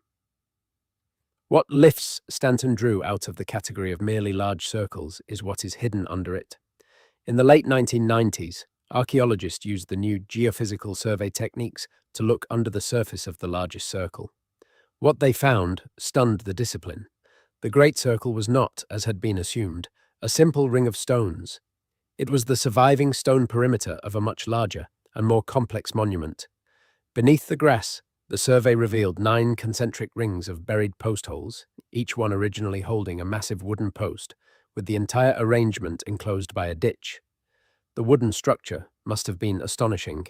Hundreds of timber uprights, in 9 perfect rings, possibly arranged in an inward stepping series like the timber circles at Durrington Walls but on a much larger scale, with the surviving stone circle as the outer perimeter of an entire wooden temple. The wood is, of course, long gone, but the post holes are there, just under the turf, and they tell us that Stanton Drew was once one of the most ambitious timber constructions of the British Neolithic, and that what we see today is only the outline. The interior, the heart of the monument, was wooden, and it has rotted, and only the stone remains. The same picture is becoming clearer at site after site. Many of the great British stone circles, once thought to be simple stone rings, turn out, on closer geophysical examination, to be the surviving stone components of more elaborate timber and stone complexes, with internal post settings, banks, ditches, and processional features that have left only traces in the soil. The monuments we see today are stripped down. The original buildings were more complex, in many cases much more complex, than the surviving stones suggest. What we are looking at is the bones. The flesh, in the form of timber and earth and chalk packing and whatever else they used, has weathered away. The rollright stones in the rolling Cotswold country on the border between Oxfordshire and Warwickshire are another circle that gets less attention than they deserve. The site is a complex of 3 monuments. There is a main stone circle, called the King's Men, about 33 metres across, with around 70 weathered limestone uprights still in place, most of them now leaning in interesting directions because the local oolitic limestone weathers more dramatically than the harder sarsens of Wessex. There is a single tall outlier stone called the King Stone, standing alone in a field across the road from the main circle. And there are 5 large stones set together in a small group called the Whispering Knights, which is the remains of a much earlier portal dolmen, a small Neolithic chambered tomb, dating from perhaps 5,500 years ago, considerably older than the stone circle itself. The Rollrights have the densest folklore of any stone circle in the country. The legend, recorded from medieval times onwards, is that an invading king and his men were turned to stone by a local witch as they approached the village. With the king petrified on his own as the outlying King Stone, his knights gathered in council as the Whispering Knights, and his army frozen in the great ring of the king's men. The folklore was a serious matter into the early 20th century. Local farmers swore that the stones could not be counted, that anyone who tried to count them would get a different number each time, and that those who succeeded in counting them would die soon afterwards. The stones were said to come down to the local stream at midnight to drink. Lovers would sneak up to the Kingstone for fertility wishes. The line between living folklore and prehistoric monument was, at the Rollrights, almost completely dissolved well into modern times.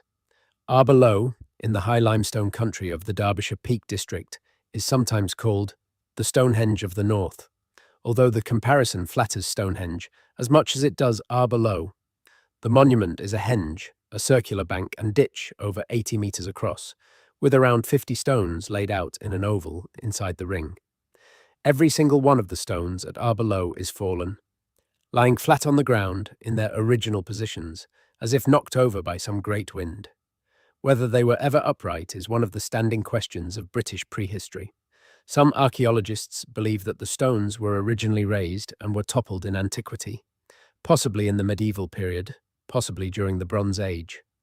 Others believe that the stones were never upright, that they were placed flat on the ground deliberately in the same arrangement that we see today, for reasons we do not now understand. The argument has gone on for over a century and remains unresolved.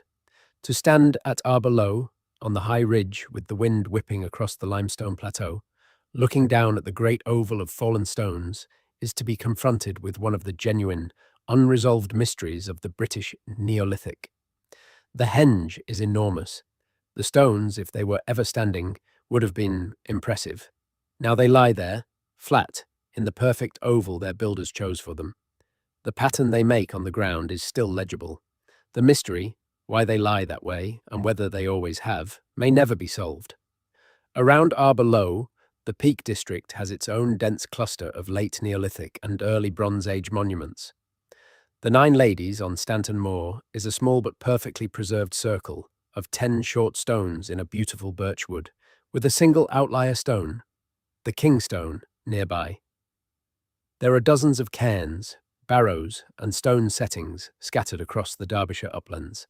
The high country here was, in the Neolithic, a place of ceremony and burial, just as it was in Cumbria and on Bodmin and on the Wiltshire chalk. One of the deepest threads running through the entire British Neolithic monument network is the tradition of rock art. The spirals and concentric circles carved on Long Meg in Cumbria, the patterns on the stones at Newgrange in Ireland, the painted decorations at the Ness of Brodgar are part of a much wider tradition of pecking, carving, and painting symbols onto stone surfaces across the Neolithic British and Irish world. The tradition reaches a particular intensity in the open landscape of Northumberland and Galloway, in the rolling hills of the Anglo-Scottish border country, where, on hundreds of natural rock outcrops and boulders, the Neolithic British carved a particular set of symbols. The most common is the cup and ring mark, a small round depression, the cup, surrounded by one or more concentric circular grooves, the rings. Sometimes a line, called a gutter, runs from the cup outward through the rings to the edge of the rock. There are thousands of these cup and ring marks across the British Isles, on flat horizontal outcrops, on vertical cliff faces, on portable stones found near burials. The most extensive concentrations are in the Northumbrian and Galloway uplands, with major sites at places like Lawdenshaws, Roughting Lynn, Old Buick, and Cairnholy. What do the cup and ring marks mean? We do not know. They are, like everything else in the Neolithic, silent. There are theories. The marks may represent maps of the local landscape, with the cups standing for settlements or burial sites, and the lines connecting them as paths or rivers. The marks may represent astronomical phenomena, with the concentric rings perhaps standing for the rising or setting positions of the sun and moon. The marks may be territorial signs, marking the edges of ranges of particular groups. The marks may be sacred symbols, fragments of a mythology that we have lost. The marks may be all of these at once, with the same symbol serving different functions in different contexts. They are extraordinarily widespread. They are placed, very often, at points in the landscape, with broad views over significant features, at watersheds, at the heads of valleys, at the edges of plateaux. They were important enough that the Neolithic British spent hours, sometimes days, hammering them into hard stone with stone tools, on rocks that had no other obvious purpose. They are part of the larger language of the monuments. They are part of what these people made. The connections between the great monumental centres and the wider distributed network of rock art and small monuments tell us something important about how Neolithic Britain worked. There was no single capital. There was no single style. There was no single ruling tradition. There was instead a kind of distributed culture, with great centres at Orkney and around Stonehenge and at Avebury and in North Wales and on the Boyne in Ireland, all sharing a basic architectural and symbolic vocabulary, all connected by trade and travel and probably by pilgrimage, all part of one extended cultural world. The carvings on Long Meg in Cumbria are the same carvings as appear on the stones at Newgrange in the Boyne Valley. The astronomical alignments at Maeshowe in Orkney are the same kind of alignments as at Stonehenge in Wiltshire. The Portal Dolmen at Pentre, Ifan in Wales, has cousins in Cornwall and in Ireland. The Beaker pottery that begins to appear in late Neolithic burials looks the same in Yorkshire as it does in Wessex. This was, in a deep sense, one culture, distributed across an entire island and beyond, and it was a culture that did not stop at the borders we now draw. The Neolithic British monuments are part of a wider Atlantic Neolithic tradition that runs from the Boyne Valley in Ireland through the Hebrides and Orkney and the Northern Isles, down through the British west coast, across the Channel to Brittany with Carnac and Lochmariaquer, and on south to the Iberian Peninsula, where similar monuments stand at Antequera in Spain and at Almendres in Portugal. The British Neolithic was a regional expression of a wider Atlantic phenomenon. The people who built Stonehenge knew, or at least their ancestors had known, that there were people doing similar things at the other end of the Atlantic seaboard.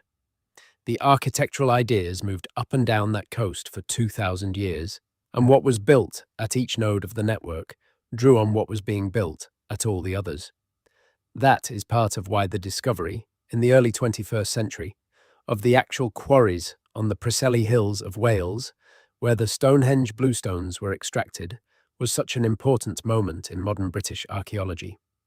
Work led by Mike Parker Pearson and others identified two main quarry sites, Craig Rose, I Phelan, and Carn Gudog in the eastern Preseli Range. At these sites, the archaeologists found the actual stone working pillars where the bluestones had been split from the rock, the wedge marks and the levering points still visible after 5,000 years, and even the small platforms where the extracted stones had rested before being loaded for transport. They found organic material, including hazelnut shells and charcoal, that allowed precise radiocarbon dating of the quarry use. The dates fitted the early phase of Stonehenge. The connection became, for the first time, physical, specific, and undeniable. The actual rocks at Craigrose White Felin had specific protrusions and grooves that matched specific bluestones standing today at Stonehenge. And there is more. At Craigrose White Felin and at related Preseli sites, there is a long history of local Neolithic activity that suggests the bluestones did not begin their journey to Wiltshire immediately after they were quarried. They may have stood, for some period, in a Welsh monument before being moved south. Excavations on the Preseli uplands have identified the possible remains of a stone circle, dated to around 5,000 years ago, that may have been the original home of the bluestones before they were dismantled, transported, and re-erected on Salisbury Plain. If this interpretation is right, and the evidence is still being analysed, then Stonehenge in its bluestone phase was, in some sense, a Welsh monument moved to England, a piece of Pembrokeshire transferred bodily across 240 kilometres of country and reassembled on the chalk. The implications are profound. The act of moving the bluestones was not simply quarrying, it was relocation. It was the taking of one sacred place and the planting of it within another. It was a religious gesture on a continental scale. Closer to home, just before the bluestones arrived at Stonehenge, there was Blue Stonehenge.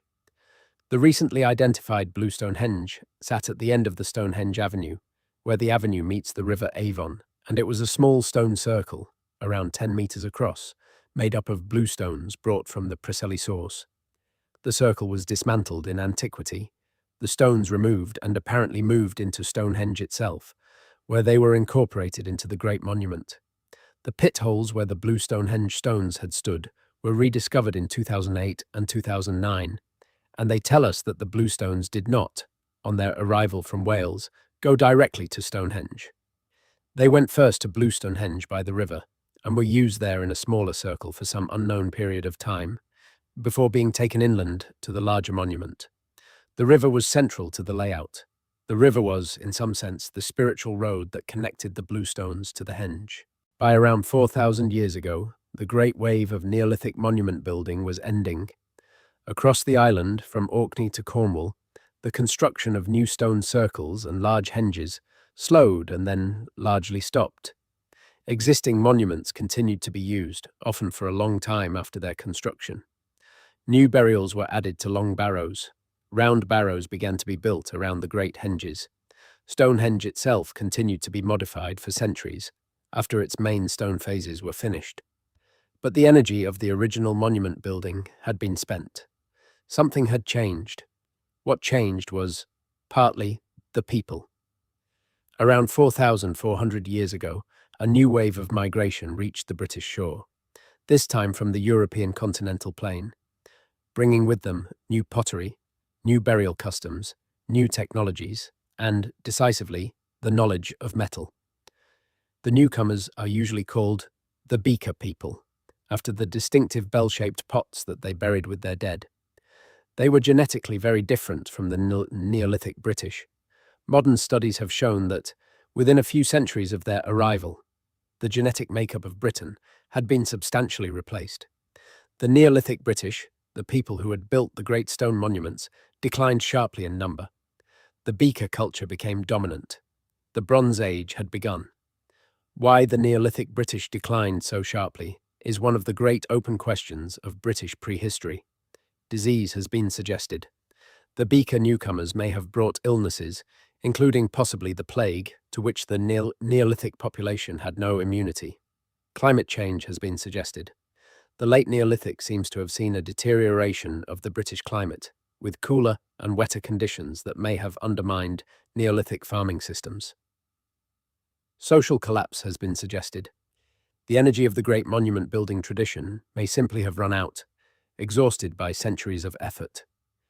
Whatever the cause, the people who built the great stones largely vanished from the genetic record within a few centuries of the Bronze Age arriving. The stones themselves, of course, stayed. The Beaker people did not destroy them. On the contrary, they buried their own dead under round barrows clustered around the older monuments. They continued to use the old sacred sites, with adapted ceremonies and changed meanings. Stonehenge was modified, the blue stones rearranged, the avenue extended by people whose ancestors had not built the original monument but who had inherited it. The same is true at Avebury, where Bronze Age burials cluster on the ridges around the henge. The monuments outlived their builders by a millennium and more, and then they kept outliving everyone else who came after. The Iron Age came. The great hill forts went up on the high downs and ridges of southern Britain, often within sight of the old Neolithic monuments. The Iron Age tribes who built Maiden Castle and Danebury and the other great earthwork forts were the people who would meet the Romans. They were, by then, completely separated in culture, and probably, in any conscious memory, from the people who had built Stonehenge. The old stones, by the Iron Age, were already 2,000 and 3,000 years old. They were as ancient to the Iron Age Britons as Iron Age Britons are to us today. The original meaning was already gone. But the stones were still there. They were part of the landscape. The Romans came. They built their own roads, their own forts, their own villas, their own towns. They were not great destroyers of native monuments. They left Stonehenge alone. They left Avebury alone. They left almost all of the Neolithic monuments alone, partly because there was no particular reason to interfere with them, partly because Roman religious policy was generally tolerant of local sacred sites. The Romans did, however, build new roads that sometimes crossed the lines of older monuments and sometimes ran beside them.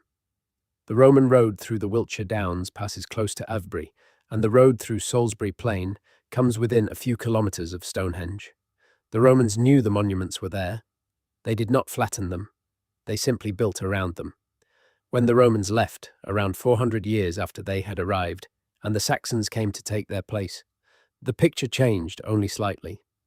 The Saxons, in the centuries of their settlement, were broadly indifferent to the prehistoric monuments, with one important exception. They named them. Many of the names we use today for the great stones come from the Saxons or from their successors in the early medieval period. Stonehenge itself, the name, is Saxon in origin, from a word meaning the hanging stones, referring to the trilithon lintels that appeared to hang in the air on top of their uprights. Avebury, similarly, takes its name from an early medieval lord called Affa or Awa, whose burgh or fortified settlement was the village within the henge. Wayland's smithy, the long barrow on the ridgeway, took its name from the Saxon legendary blacksmith Wayland, with the story that the great stone chamber was his forge. The Saxons did not understand the monuments. They had no idea who had built them, but they incorporated them into their own mental landscape, with stories and names and uses of their own. In some cases, the Saxon use of the monuments was practical. The great henges and barrows were used as meeting places for the early medieval moots, the local assemblies where legal and political business was done. The Avebury henge was an obvious choice for such gatherings, with its large enclosed space and its prominent location. Some shire moots and moots, well into the Saxon period, were held at prehistoric mounds and stones. The continuity of meeting at certain landscape features, across thousands of years and several waves of population change, is one of the most striking long-term patterns in British history. The Christianization of Britain, in the centuries after the Saxon settlement, changed the relationship to the stones in a deeper way. The early Christian missionaries to Britain, like their counterparts on the continent, viewed the old pagan monuments with suspicion. There are letters from popes to British bishops in the 7th and 8th centuries discussing what to do with the standing stones and the old sacred sites. The general advice, surprisingly often, was not to destroy them, but to Christianize them. Churches were built next to or on top of older monuments. Standing stones were sometimes carved with crosses to convert them into Christian symbols. The stones in the centre of Stanton Drew, the great triple stone circle in Somerset, sit just yards from the medieval parish church, in a way that almost certainly reflects deliberate Christian placement next to an older sacred site. The early church absorbed and overlaid the prehistoric landscape rather than flattening it. That comparatively gentle medieval relationship to the stones changed in the later medieval period. From around the 13th century onward, in some parts of Britain, the standing stones came to be seen as actively diabolical, as features of the landscape that needed to be destroyed for the spiritual welfare of the local population. The campaign of destruction at Avebury, as we saw, dates from this period, with the burials of stones in pits and the toppling of standing stones into shallow graves. The same pattern played out at smaller stone circles across the country. How many stones were destroyed in this period is impossible to know with precision, but the total must have been in the thousands. A great many of the circles that we know existed, from older records or from the surviving stones we can still see, have lost most of their original components to this medieval campaign. What is striking, looking back, is how much survived even so. The destruction was patchy. It was uneven across the country. Some areas, like the Avebury district, were heavily targeted.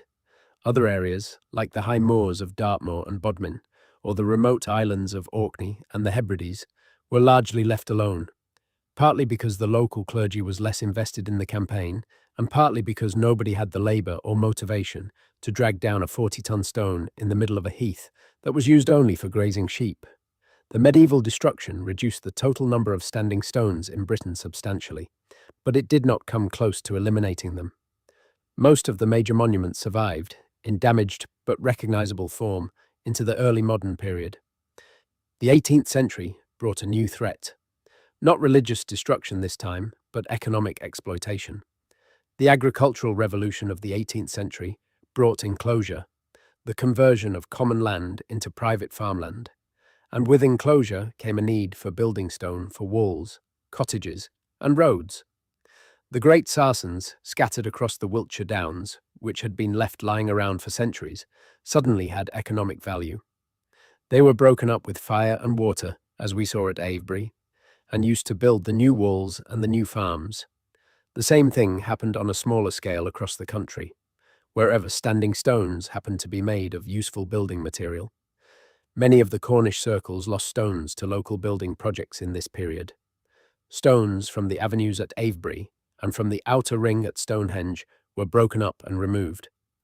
The 18th century, in some ways, was the most destructive period of all for the British Neolithic monuments, more destructive than the medieval religious campaign had been, because the destruction was driven by simple economic need, not by any belief that the stones were spiritually dangerous. But the 18th century also produced the men who began to save what was left. The antiquarian movement, which had stirring beginnings in the late 17th century, with figures like John Aubrey, The same Aubrey whose name still attaches to the holes at Stonehenge came into its own in the 18th century with William Stuckley. Stuckley was a vicar, a doctor, and an antiquarian, and he travelled the country in the 1720s and 1730s, recording the prehistoric monuments with the level of attention that nobody before him had thought to give them. He made detailed plans of Stonehenge, of Avebury, of the West Kennet Avenue, of the Long Barrows of Wessex, of the Stonehenge cursus. He measured, he sketched, he published, he argued for the antiquity and the importance of the monuments. He raged, in print, against the destruction he saw happening, particularly the destruction at Avebury, where he watched the great stones being broken up week after week and could do nothing to stop it. Stuckley's work was, in some ways, the salvation of the British Neolithic. His drawings preserved the appearance of features that have since vanished entirely.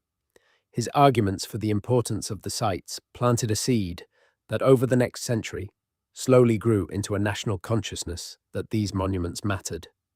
By the late 19th century, a serious antiquarian and archaeological tradition had developed around the British prehistoric sites.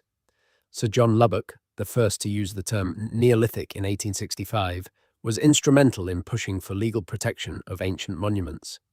The first Ancient Monuments Protection Act was passed in 1882, after decades of campaigning, and gave the state, for the first time, the power to designate and protect prehistoric sites against further destruction. The 20th century brought professional archaeology. The slow, careful scientific excavation of sites began to replace the rough, antiquarian digging of earlier centuries. At Stonehenge, William Hawley undertook large-scale excavations in the 1920s, although his methods and his record-keeping, by modern standards, leave much to be desired.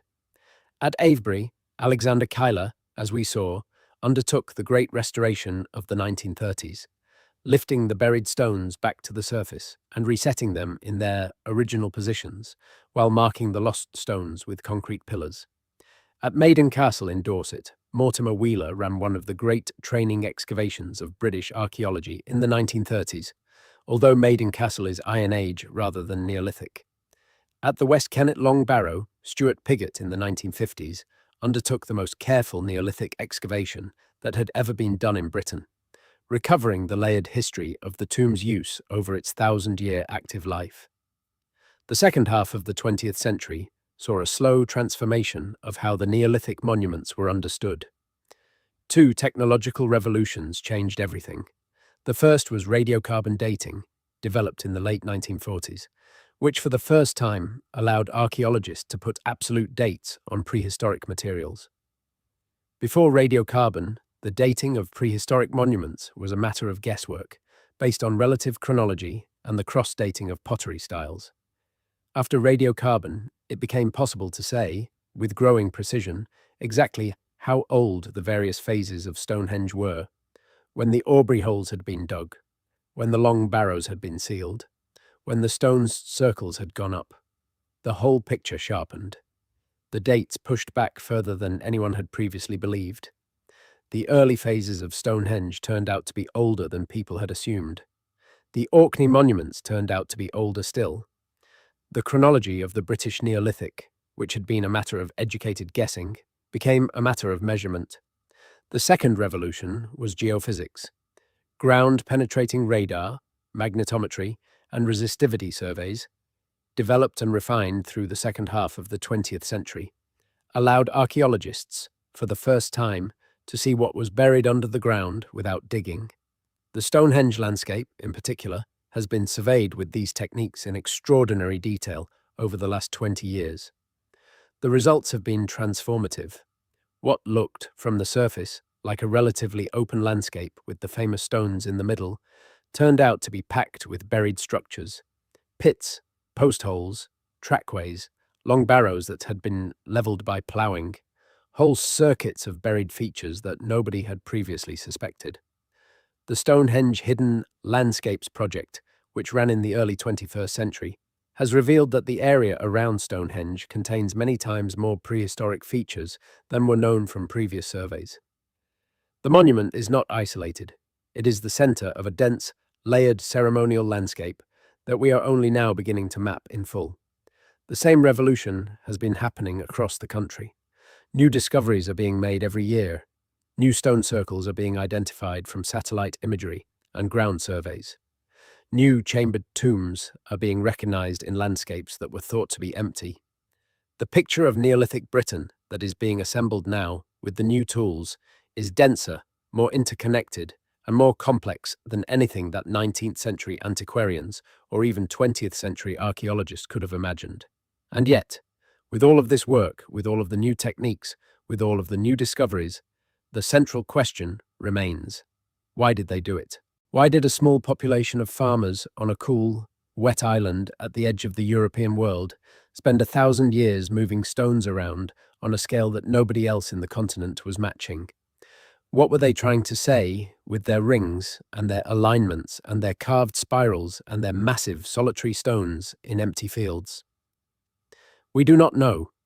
We will probably never know, in the way that we know what a medieval cathedral was for, because the medieval cathedral comes with documents, with sermons, with the testimony of the people who built it and the people who used it.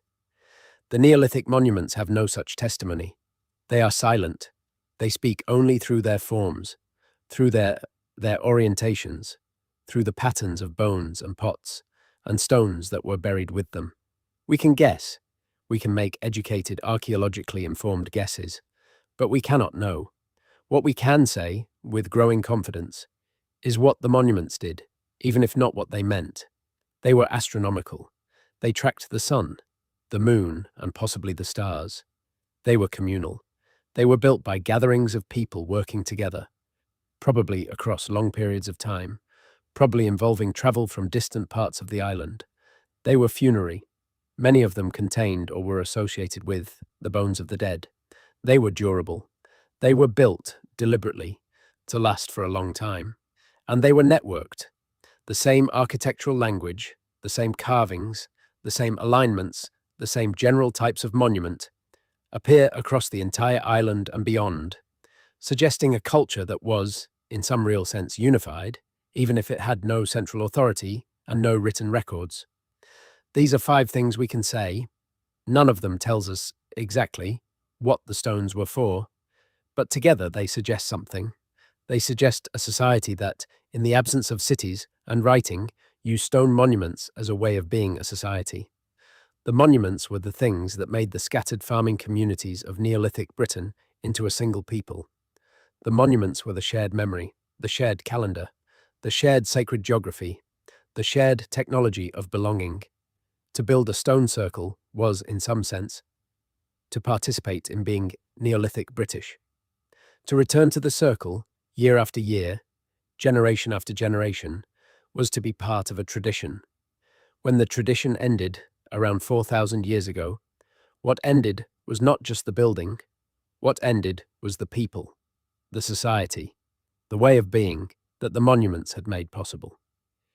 Which brings us back to the question that started all of this. Why are they still here? There are, as it happens, several reasons, and each one is part of the answer.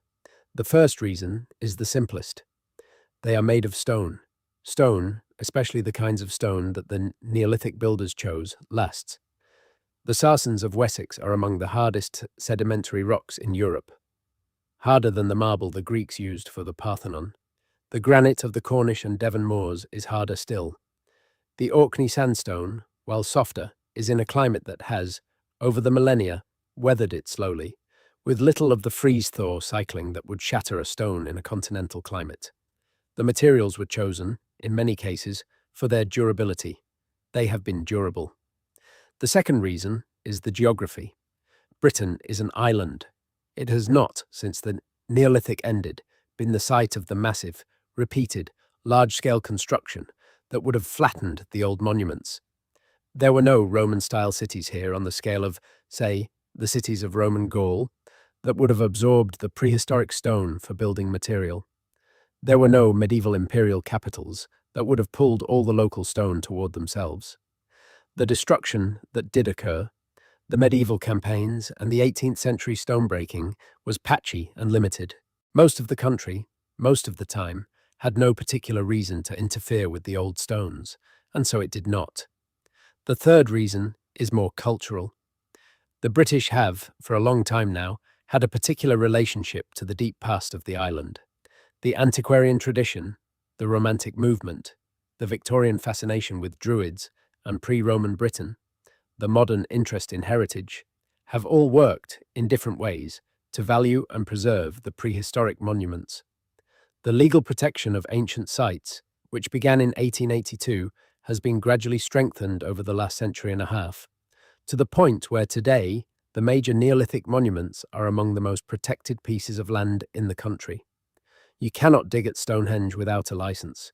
You cannot build near Avebury. You cannot remove a stone from a designated ancient monument. The state, in effect, has decided that these things are too important to lose. And the fourth reason, which is perhaps the deepest, is the patience of the things themselves. A stone circle does not need anyone to maintain it. It does not need a roof. It does not need a foundation that someone has to keep dry. It does not need plaster that has to be renewed. A stone in the ground, properly set, in a climate that does not freeze too hard, will stand there for as long as nothing actively pushes it over. There were active pushers in the medieval period and again in the 18th century.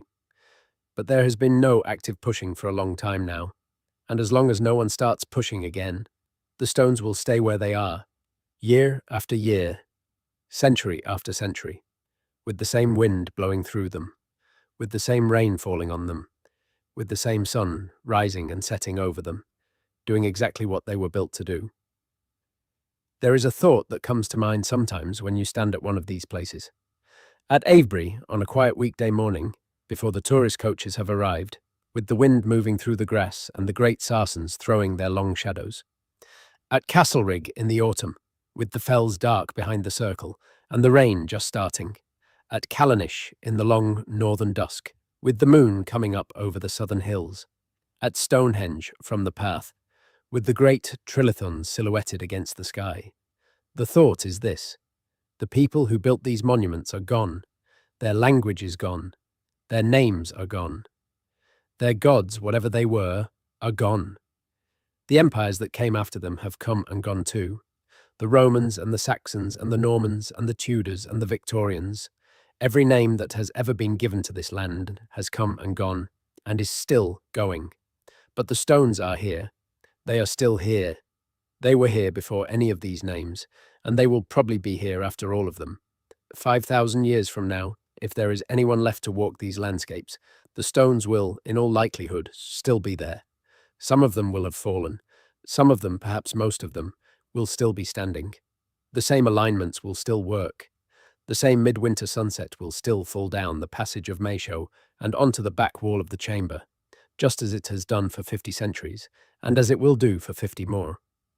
Whatever empires have risen and fallen by then, whatever names have come and gone, the stones will still be doing what they were built to do, which is, in the end, to mark certain moments in the year, to mark certain points in the landscape, and to outlast everything else. That is, perhaps, what the Neolithic builders understood, that no civilization since has fully matched. They built for time.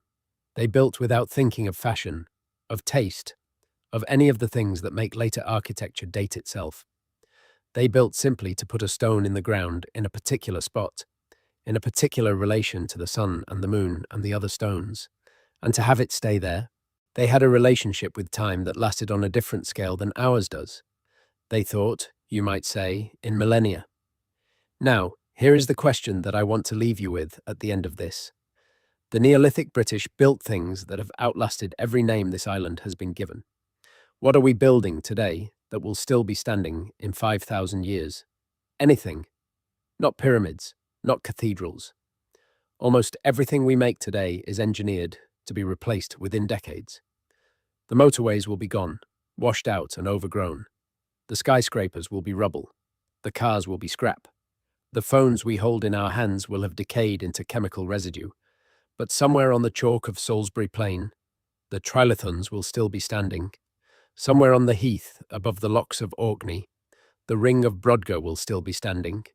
Somewhere on the moor above Keswick, the Castlerig Circle will still be standing 5,000 years from now, without anyone maintaining them, without anyone defending them, without anyone, perhaps, even remembering what they were for, just standing there, as they have always done, as they will always do. Drop a comment below and tell me which of these places, if you could visit only one, you would want to see for yourself. The Ring of Brodgar on Orkney, Castlerig in the Lake District, Callanish on Lewis, Avebury, Stonehenge, Pentre Ifan on the Welsh coast, the Hurlers on Bodmin Moor, the Merry Maidens. There are 1,000 to choose from, and most of them are accessible. Most of them are free to visit. Most of them are sitting in fields, on heaths, on hillsides, waiting for someone to walk up to them. They have been waiting for 5,000 years. They will wait a little longer.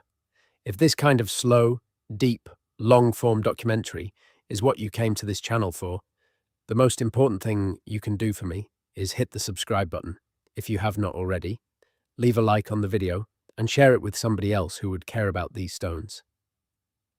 The algorithm gives more attention to videos that hold viewers for a long time. You have just held with me for 2 hours. That tells the algorithm that this kind of content matters. That is how more people get to find it. Without your watching, without your comments, without your shares, these stories do not reach the next viewer. With them, they do. Thank you for staying with me to the end. Thank you for caring about a story that is older than any name we know. The next deep documentary on this channel will continue exploring Britain's deepest past, looking next at the Iron Age hill forts, the great earthworks that the people who came after the Neolithic builders raised on the high downs and ridges of the island. We will walk the ramparts of Maiden Castle, the largest hill fort in Britain, with its triple banks and ditches still rising out of the Dorset Hills. We will look at Old Oswestry on the Welsh border, at Danebury, at the Brochs of the far north. The story does not end with the stones. It only changes shape. Subscribe and turn on the bell so you do not miss it. Until then, if you find yourself near one of these places, go. Stand among the stones. Put a hand on them. They are 5,000 years old. They have been waiting for you. And like everything in this story, they are still standing.